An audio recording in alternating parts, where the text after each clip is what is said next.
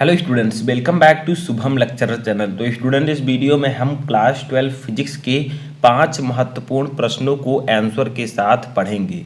Student, इस video में मैंने जिन 5 क्वेश्चंस को लिया है वो आपके बोर्ड एग्जाम के लिए वेरी वेरी इंपॉर्टेंट हैं।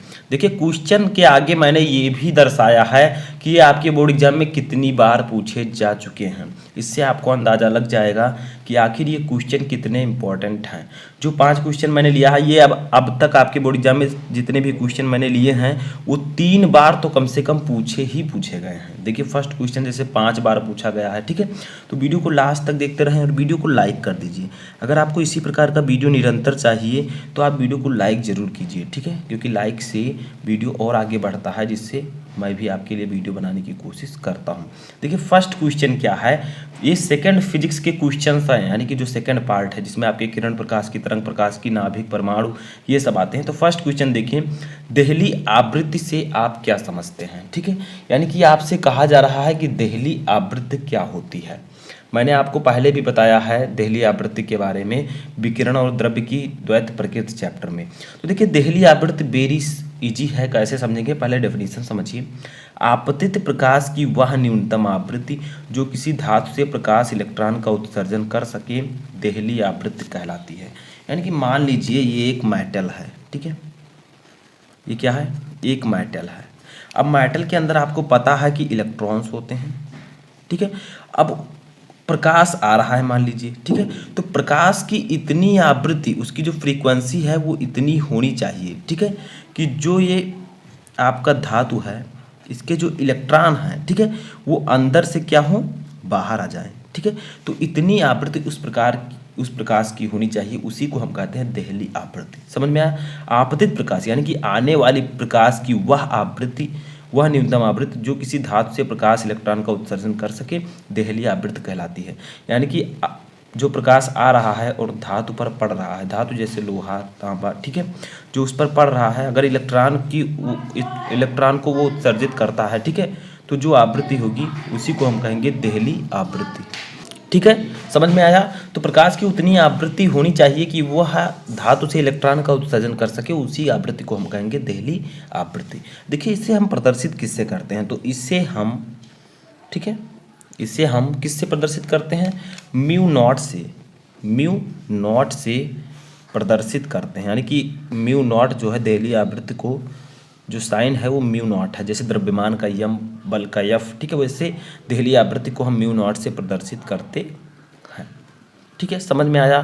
तो ये आपको पता होना चाहिए। अब इससे कम आवृत्ति के प्रकाश से धातु से कोई प्रकाश इलेक्ट्रॉन नहीं निकलता। मान लीजिए कि अगर कोई प्रकाश आया, ठीक है, और वो इलेक्ट्रॉन को उत्सर्जन नहीं कर पाया, तो अगर इससे कम आवृत्ति होगी तो प्रकाश से धातु इलेक्ट्रॉन का उत्सर्जन नहीं कर पाएगा। देहली आवृत्ति होगी तभी वो प्रकाश इलेक्ट्रॉन का उत्सर्जन कर पाएगा, ठीक है।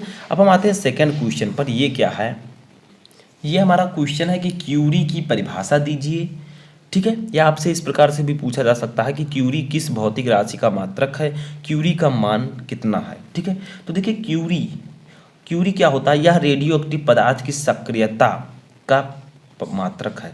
यानी कि जो क्यूरी है ये रेडियो एक्टिव पदार्थ की सक्रियता का मात्रक है, ठीक है। समझ में आया। इसको इस प्रकार से परिभाषित किया जाता है, यानी कि क्यूरी को हम इस प्रकार से परिभाषित कर सकते हैं। नीचे परिभाषा में मैंने लिख रखा है, ठीक है, अभी मैं वैल्यू भी बताऊंगा आपको। तो क्या है परिभाषा, यदि किसी रेडियो एक्टिव पदार्थ में 3.7 × 10⁻10 विघटन प्रति सेकंड होते हैं तो उस पदार्थ की सक्रियता 1 क्यूरी होगी। यानी कि अगर कोई रेडियो एक्टिव पदार्थ है और उसमें 3.7 × 10⁻10 विघटन प्रति सेकंड, 1 सेकंड में इतना विघटन होता है, तो उस पदार्थ की सक्रियता को हम 1 क्यूरी कहेंगे। यानी कि उस रेडियो एक्टिव पदार्थ की सक्रियता 1 क्यूरी होगी।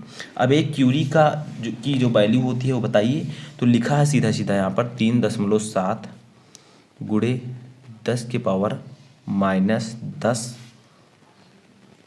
तो इसको भी आप माइनस कर दीजिएगा, ठीक है, -10 विघटन प्रति सेकंड, या इसी को हम लिख सकते हैं बेकुरल, ठीक है, बेकुरल। तो देखिए स्टूडेंट, 1 क्यूरी की जो वैल्यू होती है वो प्लस में, ठीक है, यानी कि 3.7 × 10⁻10 विघटन प्रति सेकंड या बेकुरल होता है। ठीक है, तो यहाँ पर आपको प्लस लिखना है, माइनस नहीं रहेगा। तो 1 क्यूरी की वैल्यू 3.7 × 10 की पावर 10 विघटन प्रति सेकंड, या आप इसी को कह सकते हैं 3.7 × 10 की पावर 10 बेकुरल होता है। ठीक है, ये था आपका सेकंड क्वेश्चन। अब चलिए थर्ड क्वेश्चन को हम पढ़ते हैं। तो देखिए स्टूडेंट, थर्ड क्वेश्चन हमारा है कि नाभिकीय रिएक्टर में कैडमियम छड़ों का क्या उपयोग है। ये आपका नाभिक चैप्टर से है। ठीक है, यानी कि जो इसमें नाभिकीय रिएक्टर होता है, इसमें कैडमियम छड़ों का उपयोग क्यों किया जाता है। ठीक है, कैडमियम स्टिक्स होती हैं, उनका उपयोग हम क्यों करते हैं।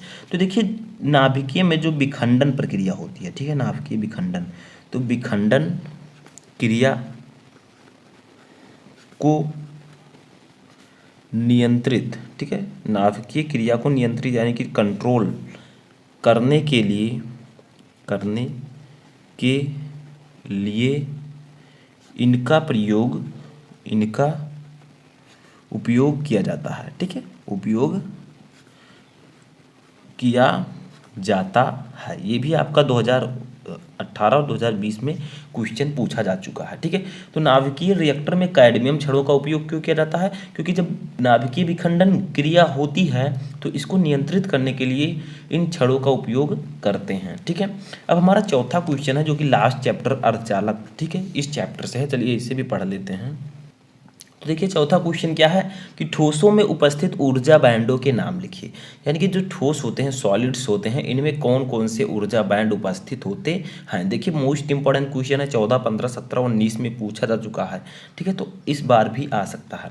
तो ठोस में उपस्थित जो ऊर्जा बैंड होते हैं वो दो होते हैं। फर्स्ट है चालन बैंड तथा संयोजी बैंड। ठीक है, संयोजी बैंड। तो ठोस में जो है दो ऊर्जा बैंड उपस्थित होते हैं, एक चालन बैंड तथा संयोजी बैंड। तो ठोसों में उपस्थित ऊर्जा बैंडों के नाम लिखिए। तो चालन बैंड तथा संयोजी बैंड, ये आपका सही आंसर होगा। लास्ट क्वेश्चन हमारा आता है कि अर्धचालक क्या होता है, किसी एक अर्धचालक का नाम लिखिए।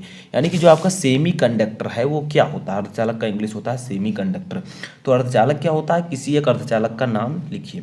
तो अर्धचालक बहुत ही सिंपल है। ठीक है, वे पदार्थ जिनकी वैद्युत चालकता चालकों से कम परंतु अचालकों से अधिक होती है अर्धचालक कहलाते हैं। यानी कि ऐसे ठोस पदार्थ जिनकी वैद्युत चालकता, ठीक है, चालकों से कम, यानी कि जो आपके कंडक्टर्स होते हैं, जैसे आपका हो गया लोहा, ठीक है, इससे कम परंतु अचालकों से अधिक होती है, अर्धचालक कहलाते हैं। अब चालक आपको पता होगा जिनमें इलेक्ट्रॉन का प्रवाह आसानी से हो सके, करंट का। ठीक है, अचालक जिनमें करंट का प्रवाह आसानी से नहीं होता है, तो इसी को हम कहते हैं अर्धचालक। ठीक है, न ये पूर्ण रूप से चालक होते हैं, न ये अचालक होते हैं। देखिए उदाहरण इसका क्या है, तो उदाहरण आपका जर्मेनियम हो गया। ठीक है, जर्मेनियम एक उदाहरण है, सिलिकॉन, ये सब आपके उदाहरण हैं। ठीक है, तो आई होप कि आपको ये वीडियो अच्छा लगा होगा, आपको ये पांचों क्वेश्चन अच्छे से समझ में आ चुके होंगे। मैंने कम समय में आपको अच्छे से समझाने की कोशिश की। और अगर आप लोग इसी प्रकार का वीडियो और चाहते हैं तो इस वीडियो को ज़्यादा से ज़्यादा लाइक करें, शेयर करें और अपने दोस्तों के साथ शेयर करें, ताकि ये वीडियो और आगे जाए और मैं आपके लिए इम्पोर्टेंट वीडियो बना सकूं। तो इस वीडियो में फ़िलहाल इतना ही। अगर किसी भी टॉपिक पर वीडियो चाहिए तो कमेंट बॉक्स में मुझे बता सकते हैं।